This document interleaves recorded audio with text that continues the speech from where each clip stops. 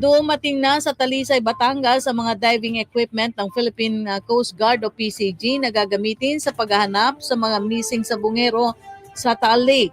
Kabilang sa mga ito, mga diving suit, fins, oxygen tank, cadaver bag, first aid kit, life ring, rigid-hulled inflatable boat at rubber boat. Inaasahan ding darating sa Batangas ang mga opisyal ng PNP, CIDG at PCG.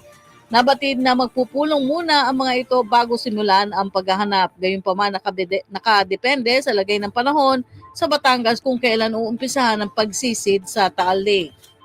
Abante Radyo Balita sa tanghali.